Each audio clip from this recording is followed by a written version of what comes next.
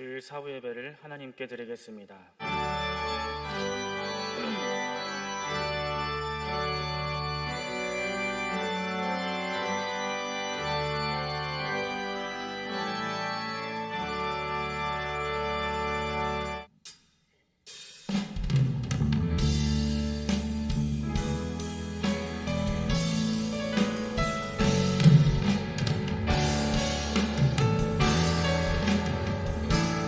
예수 우리 왕이여, 예수 우리 왕이여,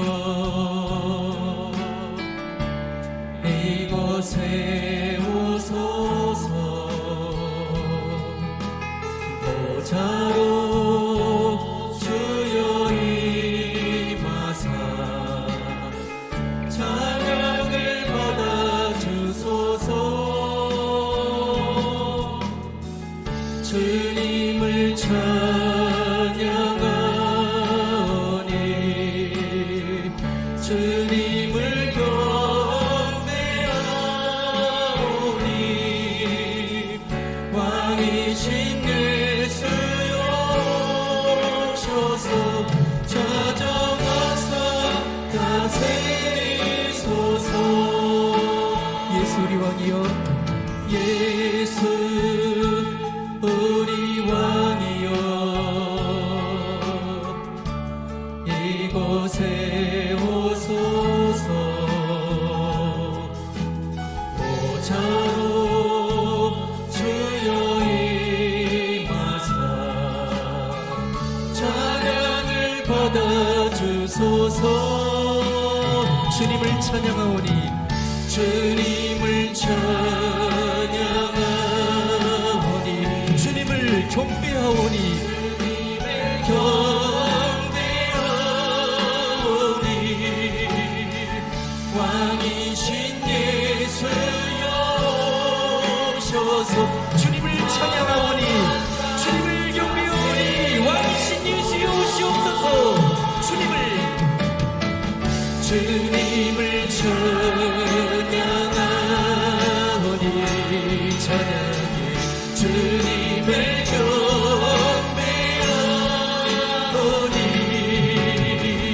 왕이신 예수여 오셔서 찾아와서 우리 믿음의 고백으로 다시 한번 고백합니다. 주님을 찬양하오니 주님을 찬양하오니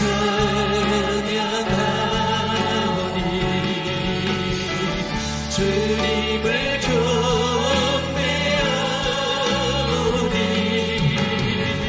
왕이신 예수여 오셔서 찾아와서 다스리소서. 나의 안에 거하라, 나의 안에 거하라. 나는 내 하나님이니 모든 환난 가운데 너를 지키는 자라. 두려워하지 마라. 내가 널 도와주리니 놀라지 말라. 내 손 잡아주리. 나의 안에 거하라, 나의 안에 거하라. 나는 내 하나님이니 모든 환난 가운데에 너를 지키는 자라. 두려워하지 말라. 내가 널 도와주리. 놀라지 말라. 내 손 잡아주리라.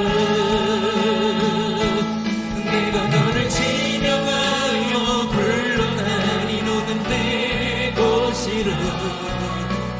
내 것이라. 너의 하나님이라. 내가 너를 보배롭고 존귀 여기노라. 너를 사랑한 내가 너를 지명하여 불렀더니 너를 믿었으라. 내가 너를 지명하여 불렀나니 너는 내 것이라. 내 것이라. 너의 하나님이라. 내가 너를 보배롭고 존귀하게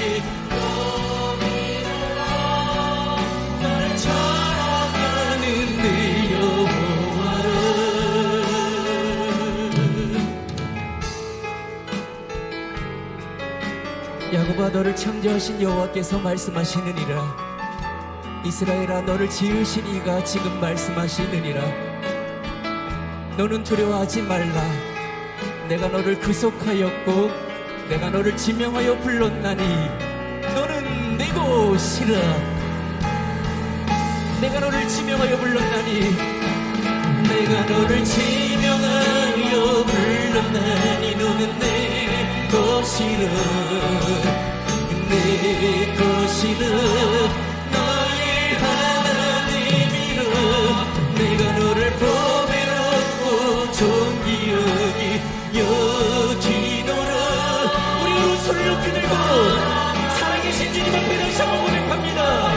내가 너를 지명하여 불렀나니 지명하여 불렀나니 너는 내 것이라. 내 것이라. 너의 하나님이라. 내가 너를 보배롭고 존귀 여기노라. 너를 사랑하는 내 여호와라.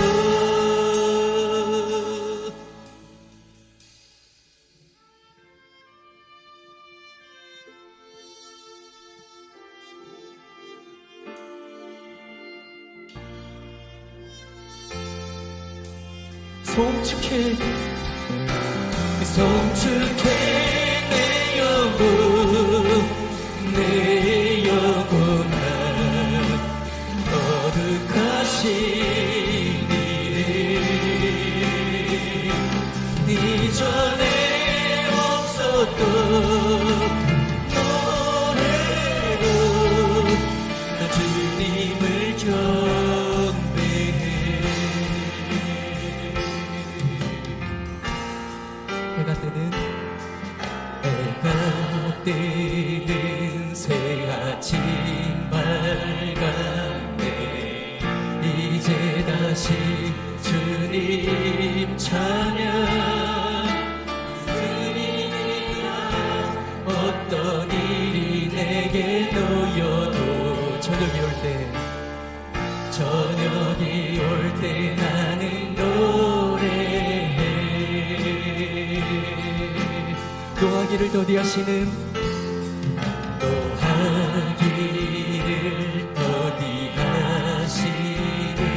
주 그의 크신 사랑 넘치네. 주의 선하신 내가 노래하니 수많은 이유로 나 노래해.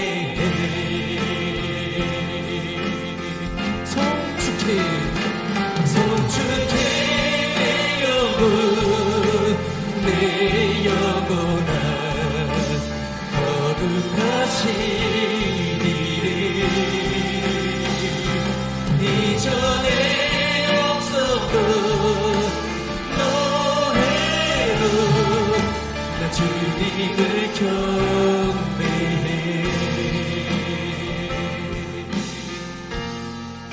그날에 나의 힘과 나의 삶의 여정 마칠 때 이것이 우리의 고백 아닙니까? 리리리라. 수많은 세월 지나 영원 만 가지 이유로는 주님 찬양해. 만 가지 이유로 나 노래. 만 가지 이유로 주님 찬양해. 만 가지 이유로 나 노래해. 송축해 내 영혼 송축해 내 영혼 내 영혼아 거룩하시기를. 이전에 없었던 노래로 나 주님을 송축해 내 영혼 송축해 내 영혼 내 영혼아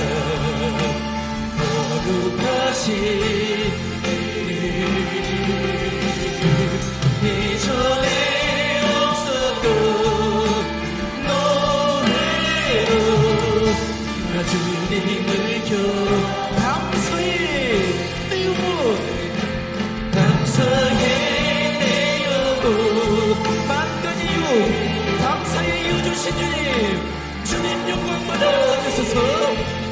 네, 이전에 없었던 노래로 나 주님을 송축해내요. 송축해내려고 내 영혼은 주님의 이름을 송축할지라.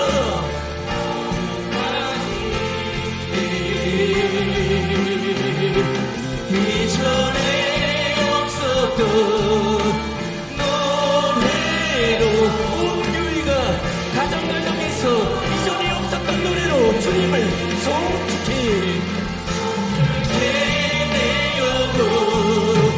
내 영혼아 거룩하시리니. 이전에 없었던 노래로 나 주님을 경배해. 나 주님을 경배해. 나 주님을 경배해.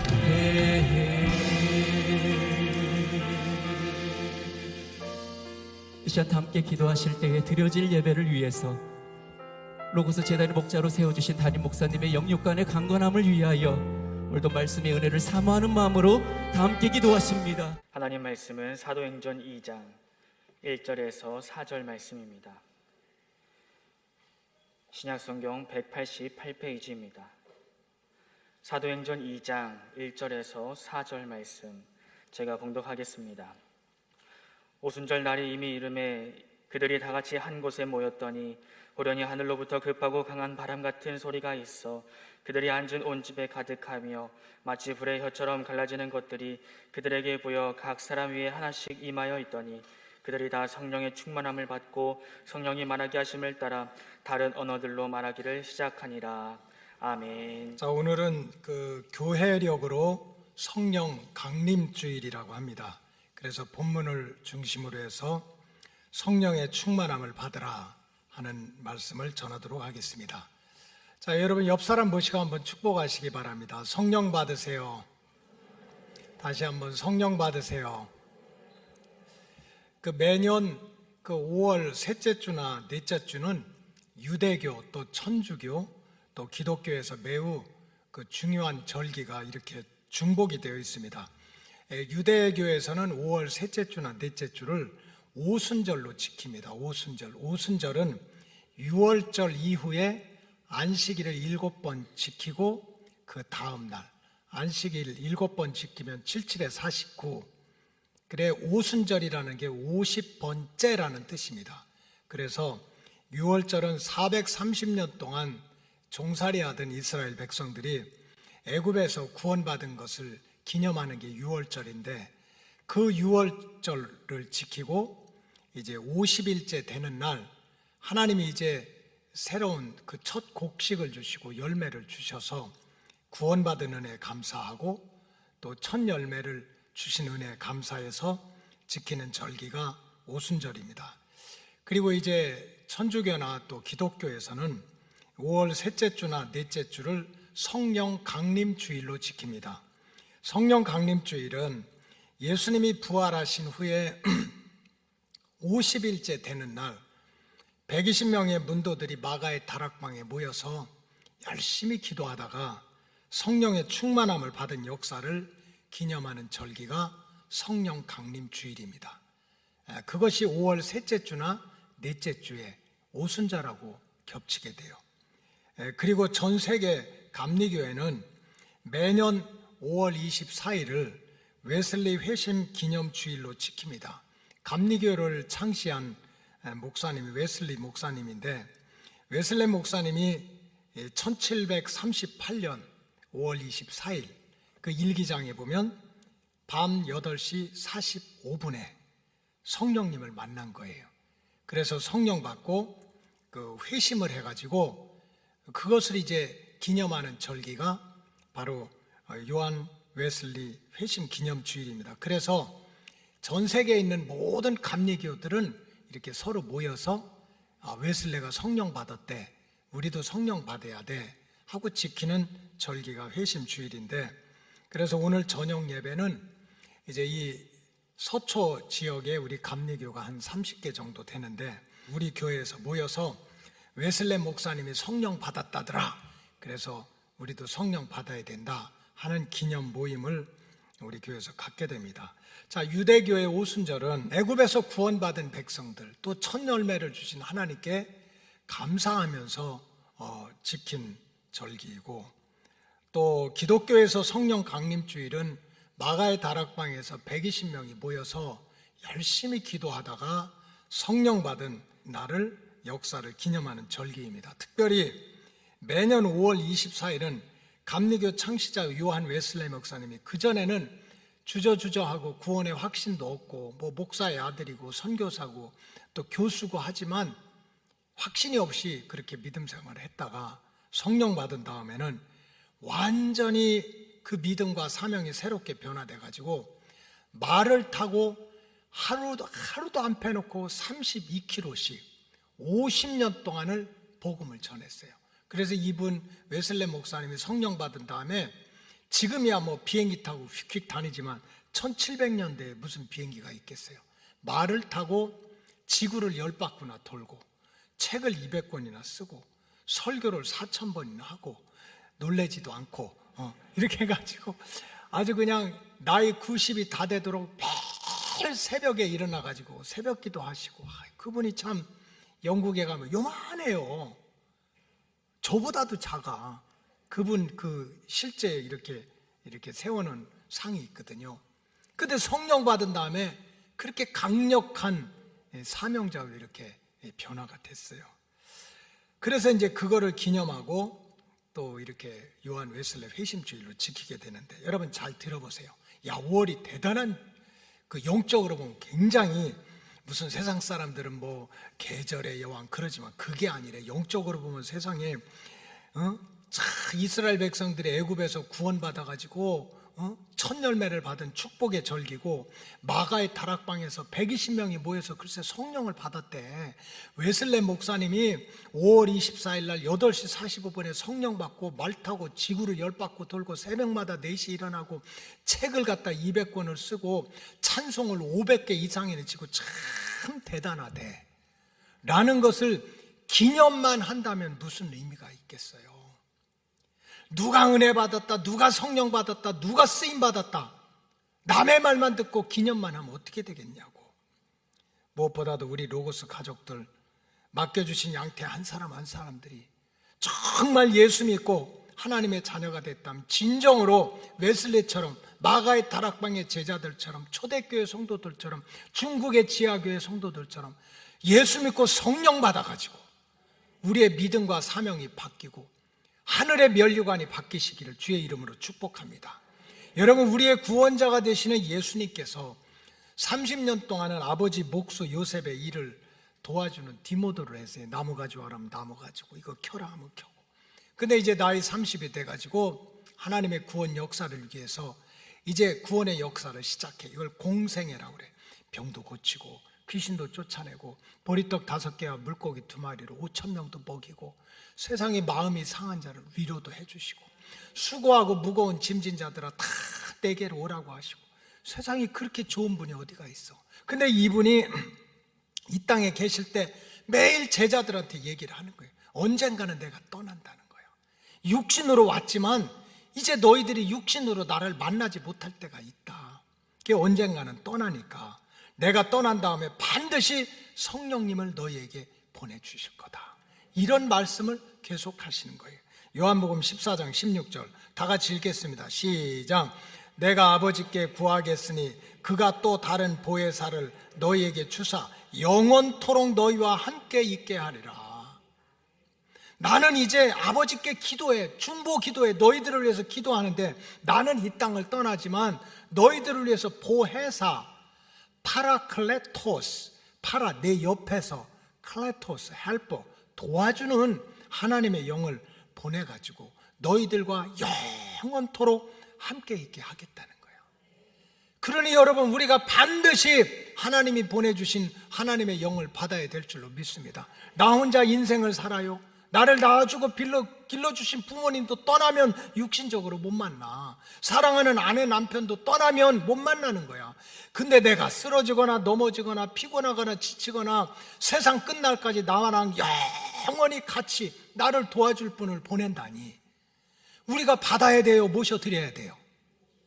받아야지. 받아야 돼요? 모셔드려야지. 아니, 나와 영원히 함께 하신다는데. 자, 요한복음 14장 26절 시작. 보혜사 곧 아버지께서 내 이름으로 보내실 성령, 그가 너희에게 모든 것을 가르치고 내가 너희에게 말한 모든 것을 생각나게 하리라. 여러분, 우리가 예수 믿으면서도 왜 영적으로 실패하고 마귀의 종노릇하고 육신적으로 자꾸 상처 주고 상처받고 넘어져요? 여러분, 영적으로 얘기하면 사실은 굉장히 똑똑한 척하지만 몰라서 그런 거예요. 일로 가면 망하고 일로 가면 흥하고 일로 가면 죽는 거야. 일로 가면 살고 일로 가면 성공하고 일로 가면 반드시 망해. 일로 가면 하나님을 기쁘게 하는 일이고 여기로 가면 하나님을 완전히 진노하게 만드는 길이야. 그걸 안다면 누가 망하는 길로 가겠어요? 근데 인간이 아는 척하고 똑똑한 척하지만 자기 몰라요. 죽는 길인데도 고집 피고 가는 거야.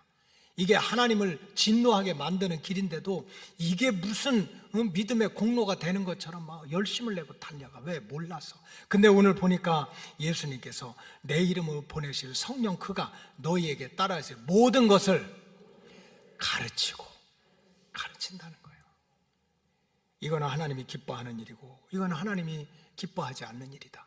이건 네가 사는 길이고 이건 네가 죽는 길이다. 이건 네가 흥하는 길이고 이건 네가 망하는 길이다. 가르쳐 준다는 거예요. 그러니까 우리는 성령님을 반드시 모셔드리고 내 심령 안에 하나님의 영이 있는데 들락날락하는 것이 아니라 충만하게 채워져야 될 줄로 믿습니다. 그리고 성령님은 계속해서 예수님이 우리에게 주신 말씀을 생각나게 한다는 거예요. 여러분, 예수님의 말씀은요, 우리를 사랑한다는 거야. 우리를 지켜준다는 거야. 우리를 축복한다는 거야. 그렇기 때문에 예수님의 말씀은 항상 기억이 나야 돼요. 근데 어때요? 여러분들은 설교 듣고 나가면서 제목도 잃어버리잖아. 은사잖아, 은사하죠.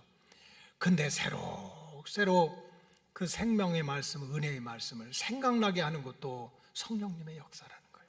그렇기 때문에 정말 예수 믿고 겨자씨만한 믿음만 있다면 내가 정말 이 세상 끝날까지 내가 사는 길과 죽는 길을 구별하고 흥하는 길과 망하는 길을 구별하고 나와 영원히 함께하는 분이 성령님이라면 어떻게든지 내가 마음문 열고 성령님을 모셔드리고 성령의 충만함을 받아야 되겠다. 이런 영적인 욕심을 가지고 믿음 생활을 해야 된다는 거예요. 그렇다면 우리 주의 백성들이 왜 성령님을 만나고 왜 성령의 충만함을 받아야 되는가? 성경적으로 말씀드리면 첫째로 성령의 충만함을 받아야 따라서 구원의 확신을 가지고 믿음 생활을 할 수 있는 거예요. 여러분, 구원파가 와서 툭 건드리면 무너지고 사업하다가 잘 안 된다고 교회 안 나가고 속장이 눈을 겼다고 삐져서 신앙생활 안 하고 이런 이유가 뭔지 아세요? 남들이 잘못해서 그런 게 아니에요. 자기 마음속에 구원의 확신이 없기 때문에 그래요. 천둥치고 바람 불고 비가 오고 창수가 나더라도 나의 반석 대신 예수님께서 나 딱 붙들어주면 나는 살아도 영원히 살고 죽어도 영원히 살 수 있는 길은 주님이 나한테 주시는 거야. 이걸 갖다 뭐라 그래? 구원의 확신이라고 그래. 이것이 없으니까 자꾸 쓰러지고 넘어지는 거예요. 여러분, 하나님의 소원이 있어요. 이 성경은 하나님의 소원이 들어있는 거야. 창세기에서 요한계시록까지 보면 하나님의 소원은 뭡니까? 자기가 택한 백성이 마지막 날 구원받았으면 좋겠다는 거예요. 물론 선택받은 백성들이 이 땅에 육신으로 살 때, 여러분들이 육신으로 살아갈 때 하나님은 육신의 소원도 있어요. 여러분들이 코로나도 안 걸리고 건강하고 그 다음에 백신 맞아도 하나도 안 아프고 후유증도 없고 그리고 또 행복하고 빌 게이츠 같이 그렇게 부자는 아니더라도 좀 먹고 사는 문제 가지고 고생 안 하고 세상에 그냥 평생 만나서 보는 가족들이 몇 명이나 된다고. 지구 75억 중에 그저 피를 나누고 살을 나눈 형제와 자매와 부모와 자식과 아내, 사랑하는 아내와 남편이 무슨 원수처럼 그렇게 지내고 말이지. 그 몇 명 안 되는 니네끼리라도 행복하게 살. 하나님도 우리가 육신의 삶을 살 때 건강하게 살고 행복하게 살고 먹고 사는 문제 고생 안 하고 무시당하지 않고 그거 원하세요. 그러나 우리 인간은 그렇게 육신으로 이 땅에 사는 게 전부가 아니야. 히브리서 9장 27절의 말씀대로 한 번 죽는 것은 사람에게 정해졌어. 왕도 죽고 신하도 죽고 사장도 죽고 그저 일하는 사람도 죽고 잘난 사람도 죽고 못난 사람도 다 죽는다니까. 그러나 그 죽은 다음에는 심판이 있다는 거야. 그러니 하나님은 한 번 죽는 것은 정해진 것이고 그 후에는 심판이 있는데, 자기 백성들이 예수 잘 믿고 예수의 보혈로 씻음 받아가지고 염소가 아니라 양의 길로, 왼편이 아니라 오른편으로 구별돼가지고 영생을 얻어서 천국문에 들어가는 게 소원이란 말이에요. 그래서 하나님의 소원은 우리가 육신으로 구원받는 것도 하나님의 소원이지만 최후의 심판에서 우리 영혼이 구원받아가지고 천국에 입성하는 그것이 하나님의 소원이야. 그것에 대한 확신을 갖는 것, 이게 구원의 확신이야. 그런데 천국에 입성하는 구원의 길은 오직 하나밖에 없는 거예요. 구원자가 되시는 예수님 잘 믿고 예수밖에 없어. 사도행전 4장 12절에 보면 다른 이로서는 구원을 얻을 수 없대. 천하 인간에게 구원을 얻을 만한 어떤 이름도 우리에게 주신 일이 없다는 거예요. 따라서 오직 예수, 그저 예수 잘 믿어야 산다, 믿어야 구원받는다, 이거밖에 없다는 거예요. 근데 여러분, 아는 것과 믿는 것은 다르다는 걸 깨달아야 돼요. 안다고 다 구원받고 안다고 다 천국 가는 게 아니에요. 아는 거는 마귀가 더 잘 알아요. 복음서에 보니까 다 바리새인들, 제사장들, 사두개인들이 예수를 핍박하고 예수를 죽이려고 하고 앉으면 앉는다, 일어서면 일어선다, 예수님 괴롭히는데 마귀는 딱 보더니 당신은 하나님의 아들입니다. 금방 알아보더라고. 그렇다고 마귀가 천국 가요? 여러분, 아는 것하고 구원받는 건 달라요. 교회 생활 좀 하면은 모르는 게 어디가 있어요. 속장이 누군지 알고 겉장이 누군 줄 알고, 남성교회가 뭐고 여성교회가 뭐고, 집사가 뭐고 권사가 뭐고, 장로가 뭐고 목사가 뭐고, 당회가 뭐고 구역회가 뭐고, 모르는 게 어디가 있어. 서당계 3년이면 붕어를 없는데 교회 몇 년 다니면 그거 몰라? 다 알지. 그러나 그것 때문에 구원받는 건 아니에요. 예수가 구원자고 예수가 십자가에 달려 돌아가셨고 예수가 부활했고 예수가 재림할 것이라고 안다고 구원받는 게 아니야. 많이 안다고 믿음 생활 잘하는 것이 아니에요. 많이 안다고 구원받는 게 아니야. 그 예수의 복음이 의심 없이 믿어져야 돼요. 믿어져야 된다고. 예수의 복음이 온전히 1.1획도 틀림없이 더하지도 않고 빼지도 않고 믿어져야 돼요. 아는 건 다 알아. 예수님이 진정으로 하나님의 아들이고 죄도 없으시면서 동정녀 마리아에게 탄생하셨고 나의 죄 때문에 십자가에 달려 돌아가셨고 죽은 지 사흘 만에 진짜 부활하셨고 그 다음에 예수님이 다시 오시고 하는 것이 의심 없이 믿어져야 구원의 확신에 이르게 되는 거예요. 이렇게 의심 없이 믿어질 때, 그럴 때 전쟁이 와도 기근이 나도 전염병이 돌아도 사실 죽을 수도 있고 살 수도 있지만 예수님이 나의 죄를 위해서 죽으셨고 영생의 길을 열어놨기 때문에 나는 죽더라도 예수님 때문에 영생을 얻을 수 있다 하는 확신을 가지고 있는 걸 구원의 확신이라고 그래요. 그런데 이런 구원의 확신을 갖게 하는 것은 지식이 아닙니다. 인간이 목소리 크다고 구원의 확신을 갖는 게 아니야.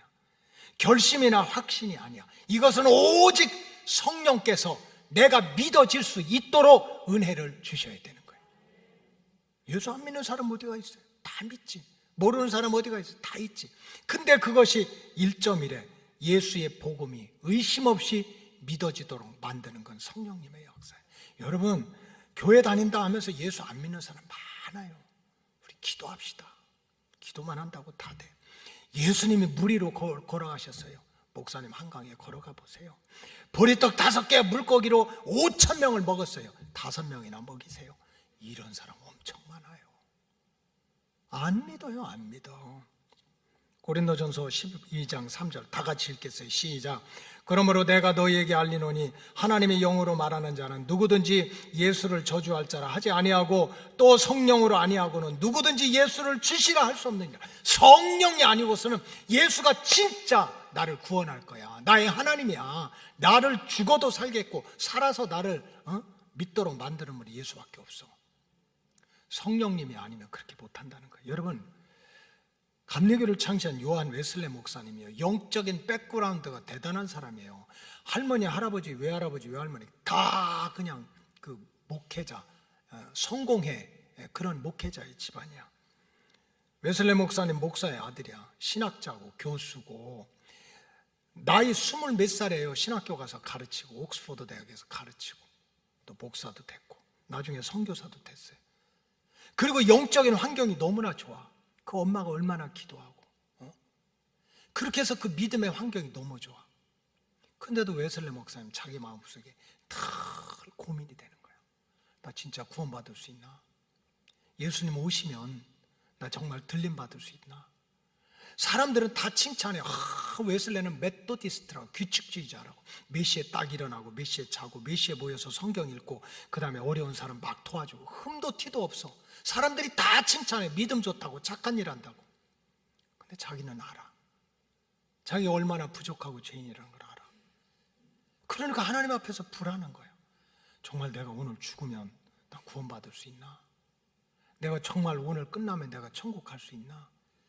그런 마음의 두려움을 항상 가지고 있었어요.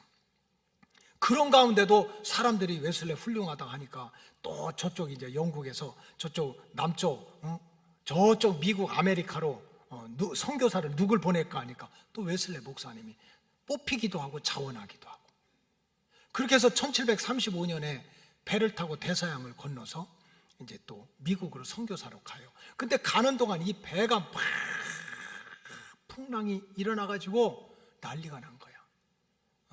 그때 웨슬레는요 젊지만 이 1735년이면 이제 한 32살, 3살 정도 됐을 때 선교사로 가는데 그러나 열정이 있지만 또 선교사고 교수지만 막 풍랑이 일어나는데 무서워서 견딜 수가 없는 거야. 이 배 뒤집어지면 어떡하지? 나 죽으면 어떡하지? 예수님 만나면 어떡하지?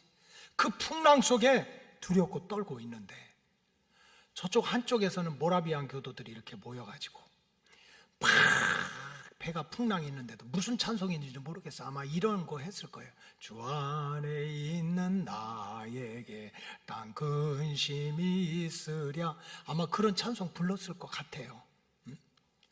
아니 세상에 그 풍랑이 있는 가운데도 그냥 찬양을 하는 무리들을 보고 막 고민에 빠진 거예요. 도대체 what shall I do? 내가 뭘 해야 돼? 나라는 존재가 도대체 뭐야? 나 죽으면 진짜 구원받을 수 있나? 그때 무슨 초년생이 아니에요. 이미 목사가 되고 신학자가 되고 교수가 되고 선교사가 됐어.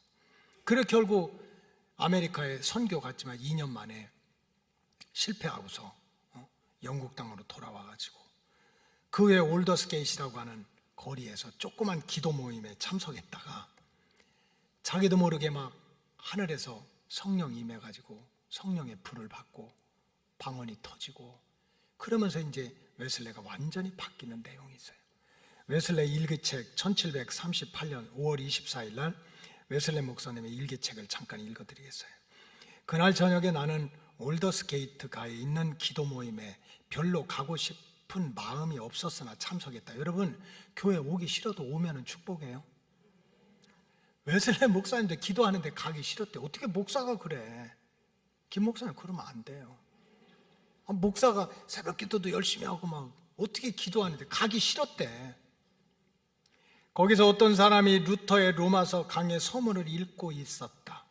9시 15분 전 시간까지 8시 45분에 그 낭독자가 우리가 그리스도를 믿을 때 하나님께서 우리에게 어떤 역사를 일으키시는지를 여러 가지 말씀을 듣는 중에 우리가 예수님을 진정으로 믿을 때 하나님께서 우리에게 어떤 역사를 이루어주시는지를 말씀을 듣는 가운데 갑자기 나는 내 마음이 이상스럽게 뜨거워짐을 느꼈다.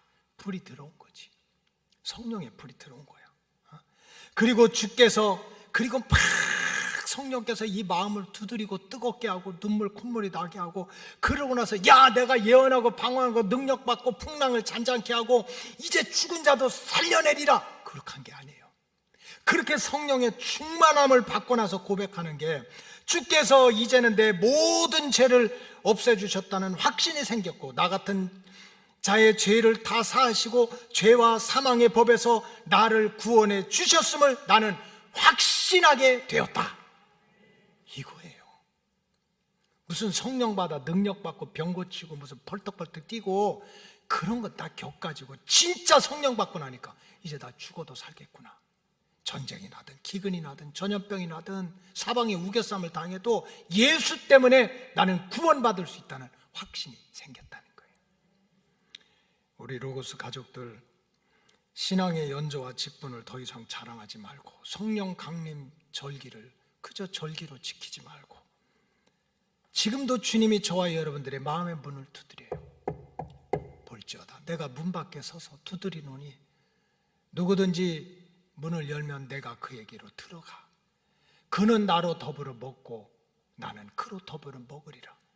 내가 마음문 열고 성령님 좀 오셔서 내 생각으로 내 사상으로 그저 살아가는 것이 아니라 하나님의 영이 들어와서 나를 가르쳐 주시고 나를 깨우쳐 주시고 나를 인도해 주시고 나와 함께 해달라고 그렇게 마음문을 열면 주의 영이 우리에게 들어오신다는 거예요.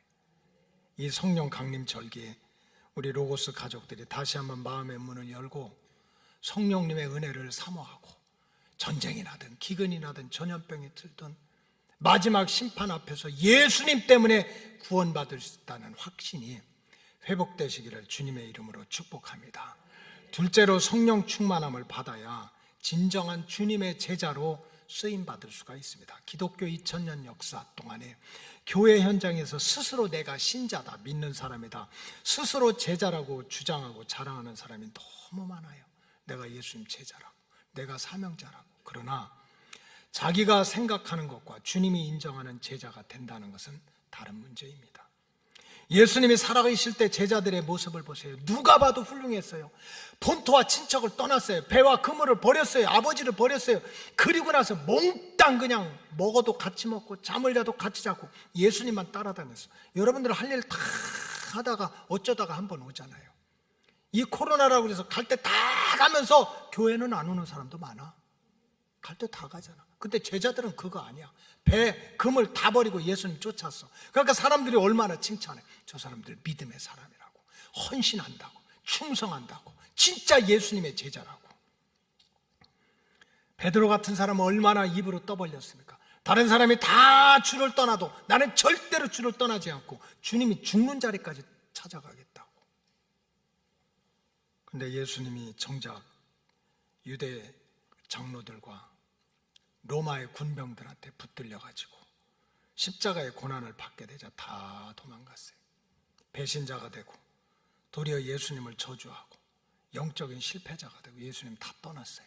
무서워서, 살고 싶어서.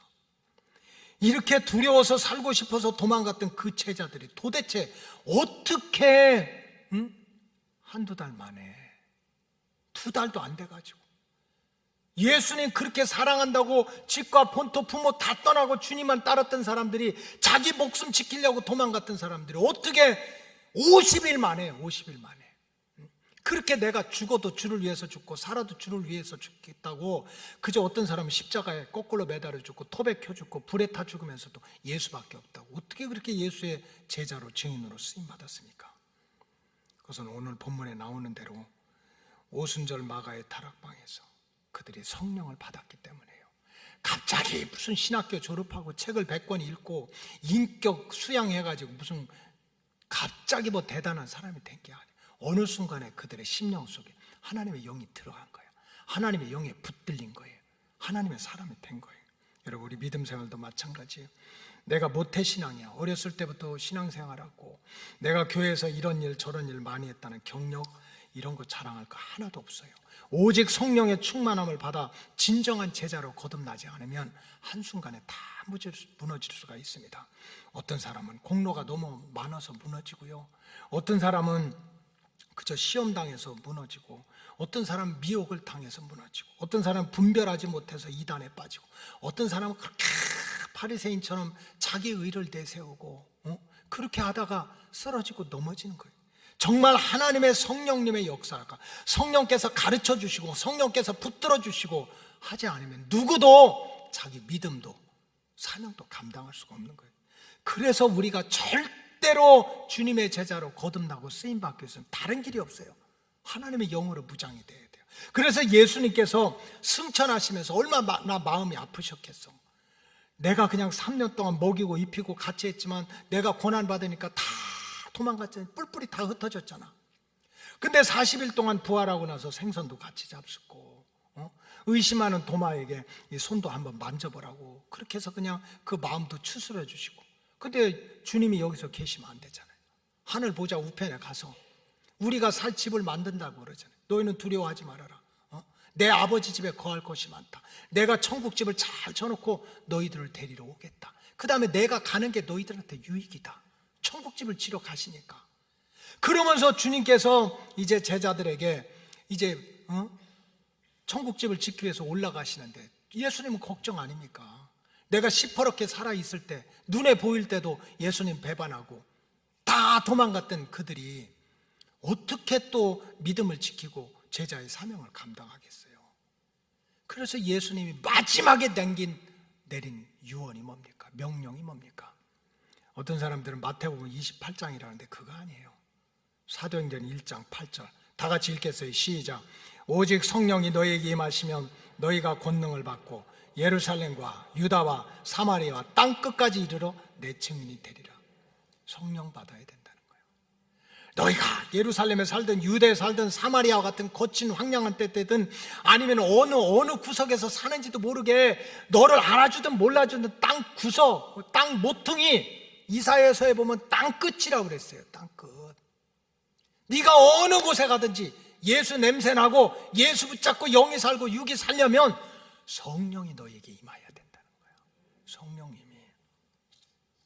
여러분, 우리가 무슨 예언하고 통변하고 능력 받았다고 귀신 쫓아냈다고 그거 자랑하라고 그런 게 아니에요. 내가 정말 어떤 환경 속에서도 예수님 때문에 나는 구원의 확신을 가질 수 있고 예수님 때문에 어딜 가든지 쓰임받는 제자로 되는 길은 성령님의 역사밖에 없는 거예요. 그래서 마음은 열고 신앙의 연조 자랑하고 직분 자랑하지 말고 하나님이 보내주신 성령의 충만함을 받으라는 거예요. 그리고 여러분, 우리가 성령의 충만함을 받아야 되는 이유가 성령의 충만함을 받아야 영을 분별하게 돼요. 영을 분별해서 멸망의 자리로 떨어지지 않게 돼요. 예수님한테 가장 사랑받았던 제자 중에 하나가 요한입니다. 다른 사람은 다 십자가에 거꾸로 죽고 사자한테 물려 죽고 그냥 칼로 참수를 당하고 그랬는데 어쨌든 나이 90이 넘도록 그냥 천수를 누리면서 끝까지 믿음 생활 사명을 감당했던 게 요한인데, 근데 요한이 가장 오래 살면서 느낀 게 있어요. 야, 은혜 받았다, 성령 받았다, 뭐 했다고 난리를 치는데 그 영이 다 하나님의 영이 아니라는 거예요. 그래서 그 영을 분별하지 못하면 망해도 영원히 망한다는 거예요. 그래서 사도 요한이 요한일서 4장 1절에 이런 편지를 썼어요. 다 같이 읽겠습니다. 시작. 사랑하는 자들아, 영을 다 믿지 말고 오직 영들이 하나님께 속하였나 분별하라. 많은 거짓 선지자가 세상에 나왔다. 사랑하는 자들아, 얼마나 사랑하면 그러겠어요. 영 좀 분별하라는 거예요. 영 좀. 은혜 받았다, 성령 받았다, 능력 받았다 펄펄 떠도 이것이 진짜 하나님이 주신 영인지 마귀가 준 영인지 하나님을 기쁘게 하는 건지 마귀를 기쁘게 하는 건지 그거 분별하지 못하면 망해도 영원히 망하는 거예요.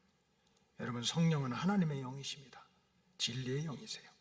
그래서 하나님의 영이 들어와야 악한 마귀의 길, 사탄의 길, 죄악의 길, 세상의 길, 선악과의 길, 이런 걸 피하고 우리가 생명길을 갈 수 있는 거예요. 여러분, 신앙생활 잘 하던 사람들이 꼭 쓰러지고 넘어지는 일이 생겨요. 근데 보면 이유가 있어요. 누구 핑계대고 원망하는 데 아니에요. 분별을 못해서 그래요. 분별. 아담과 하와가 에덴 동산에서 아무리 보암직하고 먹음직하고 탐스러운 게 있어도 지금 자기한테 와서 얘기하는 게 뱀이 마귀다 하는 거 분별했다면 절대 그 말 안 듣겠지. 가룟 유다가 그렇게 예수님이 사랑받고 충성받다가 결국은 예수님 팔아먹어야지 하는 생각이 마귀가 주는 생각이라는 걸 분별했다면 절대로 지금까지 그렇게 가룟 유다가 예수님 배반했다, 목매달아 죽었다 이런 소리 안 듣지. 왜 그래요? 분별을 못해서 그래요. 신앙생활 잘하던 사람들이 갑자기 쓰러지고 넘어지는 일이 생기고 영적으로 망하고, 그런 건 왜 그럽니까? 믿음생활 잘하던 사람이 갑자기 이단에 빠져가 정신이 없는 거예요. 이런 세상 속에 우리가 살고 있어. 그런데 그냥 말 듣고 은혜 받았다고 성령 받았다고 인간의 말만 듣고 쓰러지고 넘어지는 사람 얼마나 많은지 몰라요. 왜? 분별하지 못해서. 지금 우리나라는요, 저는 중보기도 할 때 우리나라를 위해서 엄청 기도해요. 이게 이 시대에 무슨 공산주의 되지 말라고 기도합니까? 막스 레닌이 프롤레타리아 혁명을 했어요. 가진 자나 갖지 못한 자, 배운 자나 배우지 못한 자, 있는 자나 없는 자나, 누르는 자나 눌리는 자가 없이 모두가 공평하게 음식 똑같이 나눠 먹고 집 똑같이 방 두 칸에 화장실하고 공평하게 사는 지상 낙원, 그거 주장하다 80년 90년 하다 공산주의 종주국들이 그거 다 버렸다니까. 그런데 갑자기 우리나라에 이상한 그런 사회주의 운동이 막 일어나고 있어요. 근데 나는 하나님 안 믿는 사람들이 그런가 하면 돼요. 신학교 나오고 목사고 예수 잘 믿는 사람 중에 그런 좌경 운동하는 사람이 한둘이 아니야. 목사님 이거 부자도 가난한 사람도 배운 사람도 배우지 않은 사람도 다 공평하게 사는 게 얼마나 좋은 낙원이냐고. 좋아요. 그러나 첫 단추를 껴야지. 공산주의 첫 단추는 There is no God in the world에 세상에 신은 없어. 빵이 전부야. 우리는 죽어도 하나님 믿고 사는 사람이야. 신이 없다는 첫 단추 그거 붙들고 예수 잘 믿는다고 의를 행한다고 하는 사람들이 교회 안에도 많아요. 분별을 못하면 넘어지는 거야. 분별을 못하면. 세상에 지금 미국 교회는 동성애 때문에 다 깨졌어요. 이제 동성애하면 안 된다면 뭐 교인 중에 조금 의식화된 사람들, 그럼 목사님 나가라고. 지금 그 전쟁이 미국에서 일어나. 아니, 우리가 어떻게 하면 예수 잘 믿고 어떻게 하면 전도하고 어떻게 하면 선교하고 이거 가지고 씨름하면 괜찮아. 너 동성애 인정할 거냐 안 할 거냐. 그래서 인정하는 사람, 인정하지 않으면 떠나라, 이런 거야. 이제 인정하지 않으면 떠나라는 거야. 하나님의 창조의 섭리를 다 어기고 있는 이런 것들이 교회 안에 다 들어오고 마치 세련되고 멋있는 것처럼 분별하지 못하면 어떻게 되겠어요? 하나님 분별하지 못하면 자기 눈에 들보는 보지 못하고 맨날 남의 눈에 있는 티를 가지고 잘했다 못했다 평생 시달리는 것이 무슨 거룩한 영인 줄 알고, 이거 분별하지 못하면 어떻게 돼요? 믿음 생활, 천국 가는 길이 막히는 거예요. 영을 분별하지 못하면 이게 하나님께로부터 온 진리인지 마귀로부터 온 진리인지 미혹 영인지 분별하지 못하면 우리가 어떻게 되는 거예요? 하나님의 역사인지 마귀의 역사인지 분별하지 못하면 어떻게 돼요? 하나 예수님을 막 대적하면서도 예수님께 충성하는 줄 알아. 하나님의 말씀을 완전히 어기면서도 그게 하나님의 말씀에 순종하는 줄 알아. 하나님의 주님께서 피 흘려 세운 주님의 몸된 교회를 막 허물면서도 그게 세우는 건 줄 착각을 하고 열심을 내. 그러니까 열심을 내면 낼수록 망해가는 길로 달리는 거예요. 근데 그 구별을 뭘로 해요? 공부 많이 했다고 돼요? 신앙생활 오래 했다고 돼요? 아니야. 성령님이 들어가서 악한 영을 골라내지 않으면 절대로 분별이 안 되는 거예요. 그래서 우리는 성령의 충만함을 받아야 돼요. 이게 무슨 내 생각으로 지식으로 안 되는 거야. 그 영을 분별하는 거. 사도 요한이 사랑하는 자들아, 진짜 사랑하는 자들아, 모든 영을 다 믿지 말라. 이것이 하나님의 영인지 분별하라. 그래서 우리가 영을 분별하기 위해서 하나님이 보내주신 성령의 충만함을 받아야 되는 거예요. 그리고 마지막으로 우리가 성령 충만함을 받아야 되는 이유는 성령 충만함을 받아야 결국은 우리 철로 역정길에서 하늘 가는 길에서 이 영적인 전쟁에서 승리해가지고 구원의 완성을 이룰 수가 있는 거예요. 여러분, 신앙생활은 레크레이션이 아니에요. 신앙생활 재밌어야지. 뭐 친교도 하고 교제도 하고. 신앙생활은 책 몇 권 읽고 공부하는 게 아닙니다. 또 친구 만나러 강남 가는 게 아니에요. 교회에서는 파가 없어야 돼. 고향 갔다고, 학교 같이 왔다고, 뭐 취미가 같다고, 형편이 같다고 끼리끼리 모이고 하는 거 인본주의예요. 신앙생활은 그런 거 아니야. 사람들끼리 모여서 힘자랑하고 인기 투표하고 그런 거 아니에요. 신앙생활은 진리를 알고 정말 하나님의 구원의 역사를 가로막는 눈에 보이지 않은 영적인 세력들과의 싸움에서 이겨야 돼요. 눈에 보이지 않는 바이러스 하나가 우리 육신을 망가뜨리듯이 눈에 보이지 않은 영적인 세계, 육신적인 건 아무것도 아니에요.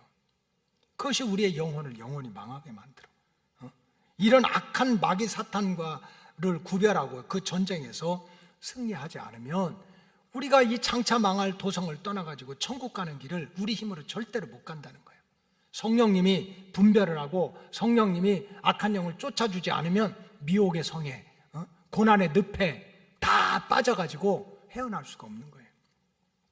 특별히 마지막 때가 되면 악한 마귀 사탄이 여러 가지 이론과 사설과 주장을 가지고 할 수만 있으면 택함 받은 백성들을 무너뜨려요. 여러분, 이단들이 예수 안 믿는 사람 전도하나요? 절대 안 해요. 악한 영들은 이미 하나님 안 믿는 사람 안 건드려. 왜? 하나님의 영이 없는데. 악한 영의 소원은 택함 받은 백성들 지옥 가게 만드는 게 소원인데, 그러니까 그 영혼을 병들게 하는 게 소원인데, 그러니까 할 수만 있으면 택함 받은 백성들을 미혹해. 그래 베드로가 정신 차리라고 한 거예요.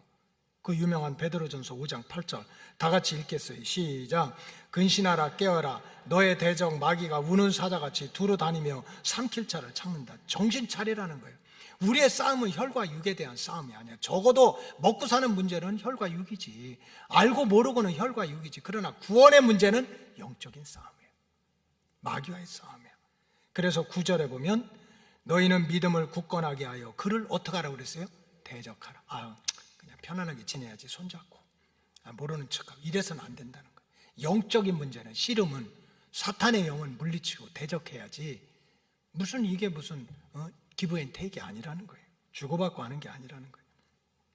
이것 때문에 이전에 있던 믿음의 형제들도 많은 고생을 하고 고난을 하면서도 이 영적인 싸움에서 이기려고 고난을 받지만, 그러나 그 영적인 싸움에서 이기려고 노력을 했다. 근데 이 사탄의 역사, 마귀의 역사를 물리치는 길은 세상적인 방법으로는 안 된다는 거예요.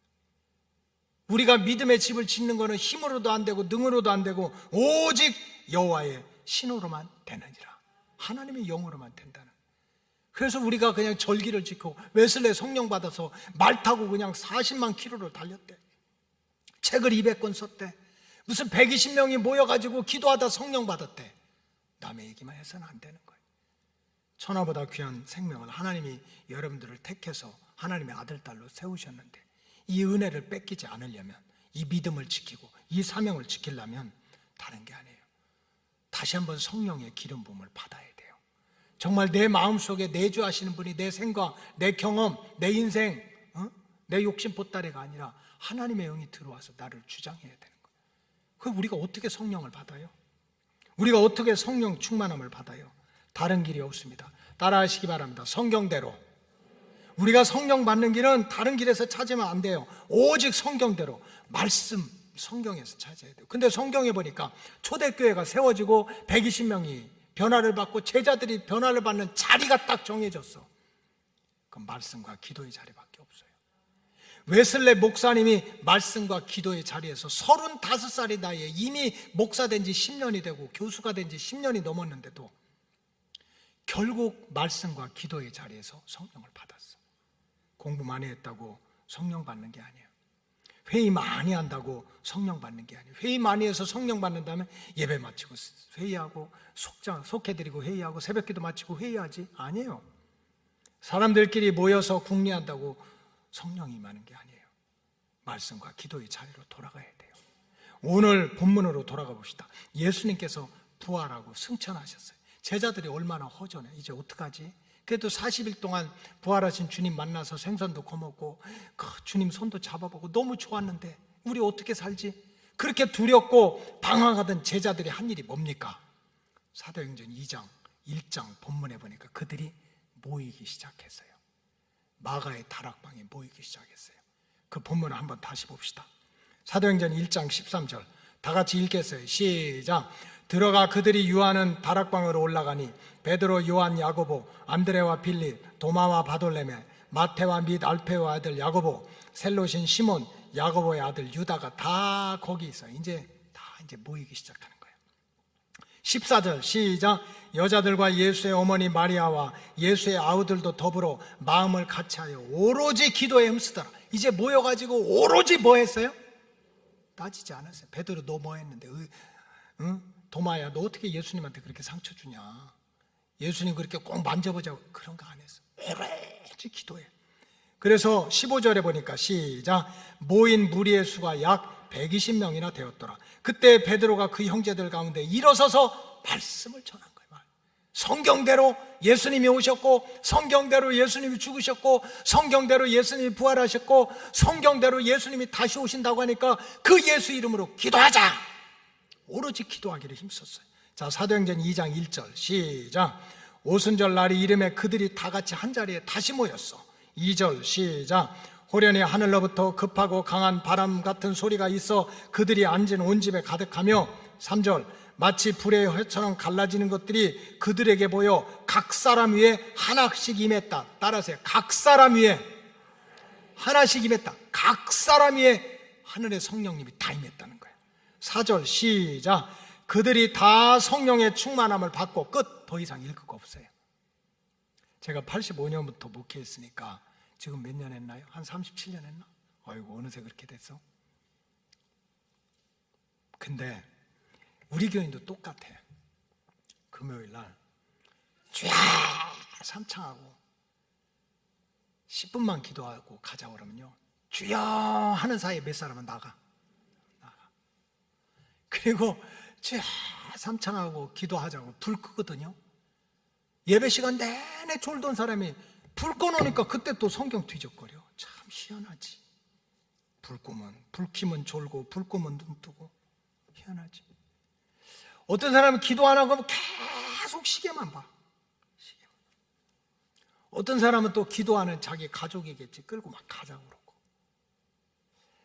예배당 안에서 기도하는데 다 똑같지 않더라고. 다 열심히 기도하고 세상도 나도 간 곳 없고 하늘의 주만 바라보고 우리 로고스 교인들은 기도할 줄로 믿습니다. 아멘 했어요? 자신 있어요?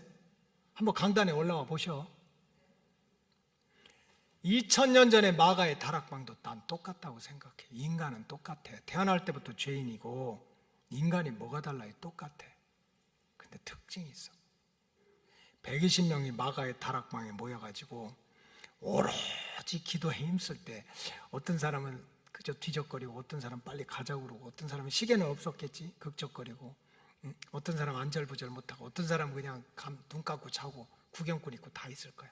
근데 중요한 것은 열심히 기도하는 그 자리에 하나님의 성령이 임해가지고 거기 있던 사람들이 몽땅 의인이나 죄인이나 기도했던 사람이나 안 했던 사람이나 부르짖어 기도했던 사람이나 그 기도하는 사람 끌고 나가려고 했던 사람이나 그 자리 지켰던 사람들이 각 사람이 성령의 충만함을 받았다는 거예요. 저는 우리 교회를 위해서 강력하게 기도합니다. 주여 이 자리가 그 자리가 되게 해주시옵소서. 우리 다 의인이든 죄인이든 정말 말씀과 기도로 오로지 말씀 붙들고 오로지 기도하는 그 자리에 앉아만 있어도 성경대로 하나님의 성령이 임하게 될 줄로 믿습니다. 여러분 교회 너무 많이 오려고 하지 마세요. 코로나 시대 복잡해요.